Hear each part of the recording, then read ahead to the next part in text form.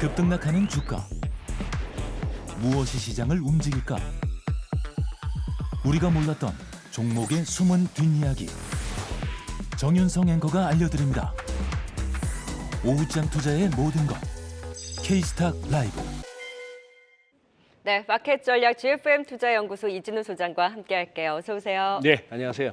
네, 자, 미국 증시 지금 빠질만 하면 들어 올리는 힘에 대한 이제 돈 푸는 그 움직임에 대해서 짚어주신 적 있잖아요. 네. 그러면서 이제 꾸준히 고점 부담에도 불구하고 이제 올라서고 있는 상황에 프랑스, 지금 유럽 쪽에서 정치 불안이 좀 있었는데 그래도 간밤에 좀 완화되는 모습이었거든요. 예. 전반적인 매크로 이슈를 좀 크게 살펴보고 갈까요? 그러시죠.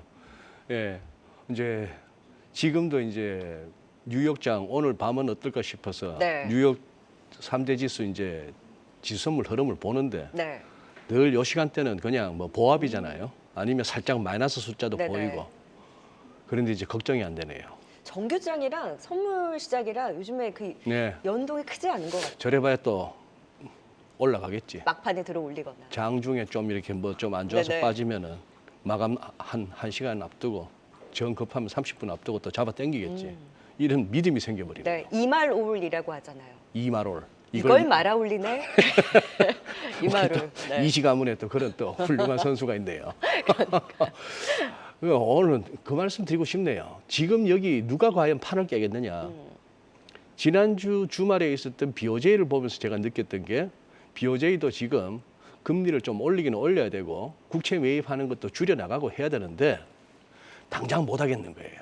아슬아슬한 와중에 괜히 자기들이 좀 일 좀 해보겠다고 나섰다가 혹시나 어떤 시장 조정에 어떤 빌미를 빌미가 제공하면은 혼자 그 모든 비난을 다 덮어써야 되는 상황이고.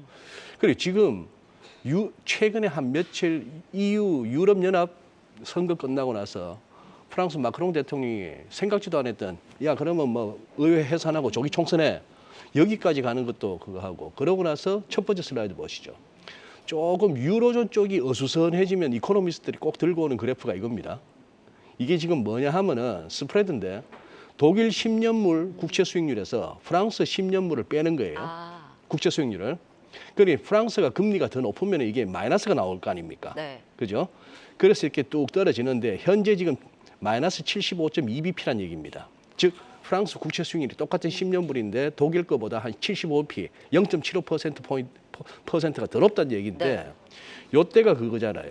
피그스 국가 난리 날 때, 유로존 재정위기 할 때 그때는 거의 뭐 160, 170까지도 갔어요. 마이너스가.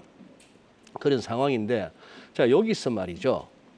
어제 살짝 한 달 사이에 25.8bp가 떨어졌는데 어제는 살짝 이제 요 스프레드가 줄어들었고요.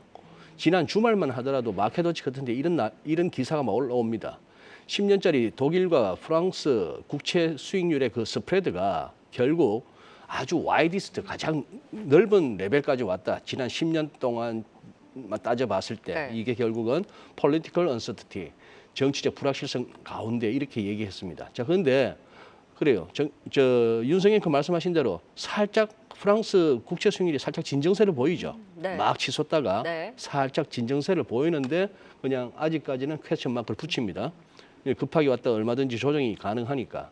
요 배경 첫째 라가르드 크리스틴 라가르드 22 총재가 한 사흘 만에 말이 살짝 바뀌었어요. 말이 살짝 바뀌었는 네. 게 지금 보시면은 일주일 전에 파이낸스 타임스 기사 보시면은 라가르드는 22는 금리를 갖다가 이렇게 킵 레이스니까 금리 인하를 안 하고 좀 그냥 동결한 상태로 좀 갈 수 있단 말이에요. as long as 필요한 만큼 그런 식으로 얘기했고 한 3일 전만 하더라도 지난주만 하더라도 프랑스 때문에 아주 막 불안하고 프랑스 증시 막 빠지고 할 때 말하기를 로이터 기사인데 22에 라가르드가 닷지 퀘스천이니까 질문에 대해서 조금 뭐랄까 교묘하게 그냥 회피하고 넘어간 거예요. 이 프랑스 시장의 이 혼란에 대해서 기자들이 물었을 거 아닙니까? 프랑스 국채 시장이 불안한데 개입하겠느냐? 개입이 딴 거 있습니까? 22 보고 또 사줄 수 있냐 이 얘기인데 그때 얼렁뚱땅 하는 얘기가 22의 책무는 물가 안정이다 이 얘기 해버리고 입니다.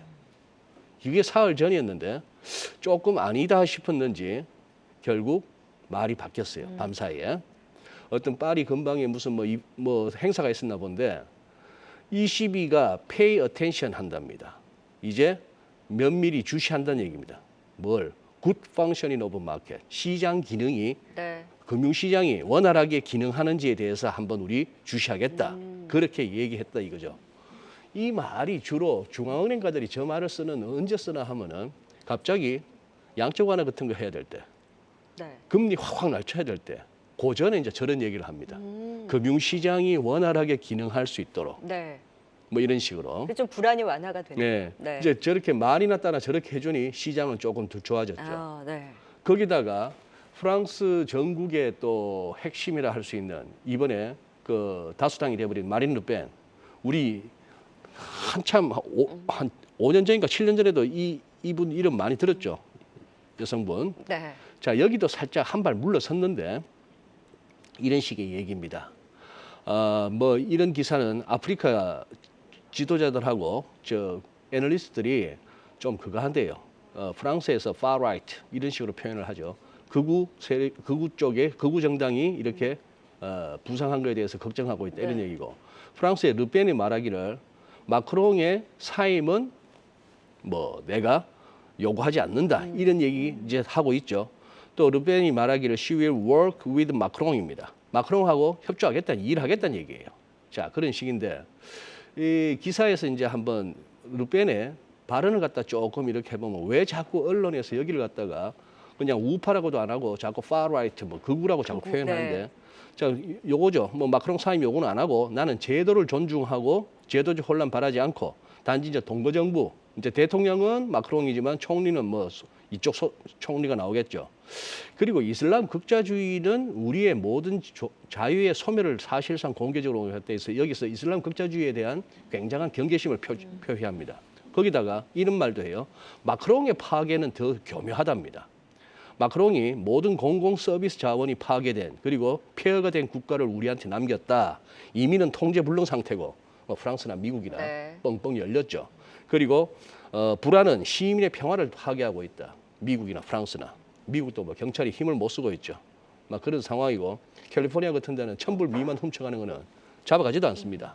그런 식이고 둘 다 위험하지만 어쨌거나 우선순위 싸움은 이슬람 좌파 블록이 맞서야 된다. 자, 뭐 극우 소리를 들을 만한데 지금 얘기인즉슨 살짝 물러선 거죠. 네. 톤이 그런 식으로 하다 보니까 프랑스 보세요. 사실은 어제 오를 자리였습니다. 여기 요선 오를 자리. 단기 또 급락하기도 했어요. 네. 오를 자리고 또 보시다시피 이렇게 지난 주말에 이렇게 짱대음봉 나오고 갑자기 기울게 이렇게 폭포수처럼 쏟아지면은 이거 뭐겠습니까? 여기도 얼추 대충 손절 나왔다고 봐야 되고 네. 뭐 빚내서 했던 선수도 틀린 거고 그러니 또 저렇게 앞서 살폈던 라가르드 한마디 하고 정치권에서도 야 이러다가 판 깨질까 싶어서 그거 하고 하다 보니까 이제 살짝 이제 돌아섰고 유로도 보시면은 지금 이제 한 이틀째 네. 반등 시도가 나오고는 있습니다. 그래서 지금 이제 유럽발 위기는 살짝 진정되는 느낌. 네, 조금 더 연속성은 봐야 되긴 하겠지만 네. 단기적으로 불안이 이제 짧게 확 나왔던 만큼 일단 되돌림의 자리에서 어느 정도 불안이 완화되는 이제 발언들도 나오다 보니 그렇죠. 주춤해지기는 뭐 했어요. BOJ 우리 보고 뭐라 그러지 마. 일단 한 달 네. 시간 봅시다. 22 한 사흘 만에 말이 바뀌면서 금융시장이 잘 기능하는지 한번 우리 네. 주시하고 있다. 뭐 이런 식이니까 다 지금 불안을 야기하고 싶지는 네. 않은 거죠. 네. 여기서 스탠스를 바꿔버리고 늠름한 중앙은행의 모습을 보여버리면은 가깝게는 2020년 팬데믹, 멀리는 2008년 네. 금융위기. 이때 이후 지금까지 해왔던 그 모든 노력이 자칫 수포로 돌아갈 수 있잖아요. 그러니 할 수 없는 거예요. 빚내서 땜빵으로 가는 네. 그렇게 살아왔으면 앞으로도 계속 그렇게 살아갈 수밖에 없는 겁니다. 지금 이제 그렇게 해서 틀은 막고 있는 건데 문제는 네. 빚이건 지돈이건 간에 세상에 돈은 너무 많아요. 일단 다 시장에 대해서 뭔가 추세 유지에 대한 의지와 마음은 같은 것 같은데. 그런 것 같아요. 네. 그리고 이 그림도 미국도 보면은 요 그림은 한번 제가 소개해 드리고 싶어서 네. 저기 한경에도 갖고 왔습니다만 요 그림의 의미는 그겁니다. 자, 제가 이제 재차 인용을 하는데 다른 분의 S&P 500 내에서 지수보다도 하회하는 수익률이 네. 그 종목 비중이 98년, 99년 닷컴 버블 붕괴 직전하고 지금 너무 흡사해요. 네. 그 말은 역사가 반복된다면 어떻게 된다? 이때처럼 어떻게 보면 잘하면 금년 남은 기간, 잘하면 내년 한 1분기 정도까지는 네. 정말 폭발적인 버블 장세가 한번 올 수도 있겠다 싶은 거예요. 지금 뭐 네. 갭도 안 치고 막 날아갑니다. 네. 브로드컴만 보세요, 이거. 아우. 그런데 피어 앤 그리드 지표는 보면은 공포예요. 공포 속에 지금이 막 쫓아가는 겁니다. 그러니까 고가에 대한 부담은 있는데도 고점은 계속 불구하고 높여가는 예. 거예요. 여기에 아마 브로드컴에 새 자금 많이 들어올 겁니다. 한국에서도 브로드컴 담은 ETF들 네. 고객돈 브로드컴 사러 갔죠. 뭐 전 세계적으로 또 지금 그런 분위기가 아마 제 생각에 요래요. 5월 달에 거래가 빵 터져서 선수들은 이 정도면 됐어 하고 정리했는데 나머지 지금 설거지 자금들이 막 들어오고 있는데 이 설거지가 이게 보니까 잘하면 한 1박 2일짜리 설거지일 수도 있어요. 네. 뒤끝 이게 하면서 짜릿하게 가는 거. 네. 사실 이렇게 가다 보니 포모가 나오기도 하거든요. 그렇죠. 또 일부 네. 종목들이 AI를 중심으로 해서 더 강하게 치고 올라가다 보니 그래서 오늘 그 일부의 훈풍이 우리 시장에 있기는 한데 우리 시장은 아직 올라갈 길이 많이 남았습니다. 미국 시장의 이러한 최고가 행진에 같이 좀 키 맞추게 반등이 나올 수 있을지 그래도 전반적으로 글로벌 증시에 대한 불안은 완화가 됐고 되고 조금 더 상방에 대한 그 부분을 우리가 같이 가져갈 수 있는지는 지켜봐야 할 것 같습니다. 네, GFM 투자연구소 이진우 소장과 함께 살펴봤습니다. 말씀 고맙습니다. 네, 감사합니다. 계속해서 다양한 경제 이슈를 알고 싶다면 구독과 좋아요, 알림 설정 부탁드립니다. AI 캐스터 권미정이었습니다.